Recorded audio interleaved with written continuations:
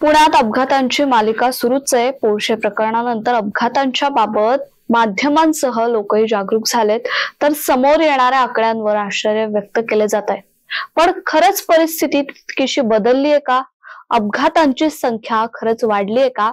याचा शोध घेण्याचा प्रयत्न सिविक मिररनं घेतलाय। शहरातील वाहतूक सुरक्षा अतिशय गंभीर वळणावर असून गेल्या काही दिवसांमध्ये अनेक जीवघेणे अपघात झाले। गंभीर बाब म्हणजे हे सर्व अपघात भरधाव वेगामुळे झाले असून नियम भंग करणाऱ्या वाहन चालकांमुळे अक्षरशः बळी जात आहेत।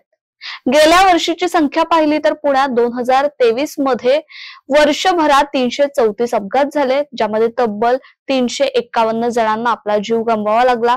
तर 2024च्या सुरुवातीपासून जानेवारी ते एप्रिल मध्ये 117 अपघात झाले आणि 120 जणांनी आपला जीव गमावला।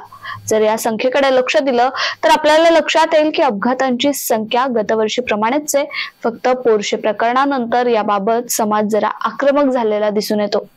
पुण्यातील कल्याणीनगर भागात 19 मे रोजी एका अल्पवयीन तरुणानं दारूच्या नशेत पोर्श कार चालवत दोघांना उडवलं।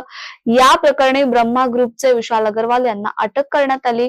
या अल्पवयीन तरुणाला बार पब मध्ये प्रवेश देणारे हॉटेल कोझीचे मालक, व्यवस्थापक, हॉटेल ब्लॅकचे मालक आणि बार व्यवस्थापक यांच्या विरोधातही कारवाया झाल्या। पोर्श प्रकरणाच्या अपघातानंतर होणाऱ्या अनेक अपघातांची माध्यमांनी आणि नागरिकांनी दखल घेतली आणि सुसंस्कृत पुण्यावर प्रश्नचिन्ह निर्माण होऊ लागलं व सर्वच प्रकारे शासन, व्यवस्थापन आणि व्यवस्था कशी वाईट आहे हे दाखवण्याचा प्रयत्न केला गेला।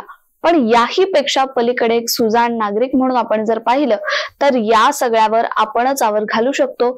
चालकांनी स्वयंशिस्त पाळली, त्यासोबतच यंत्रणाही रस्ते अपघात रोखण्यासाठी कठोर झाल्या तर अपघातांची संख्या कमी होईल एवढं निश्चित।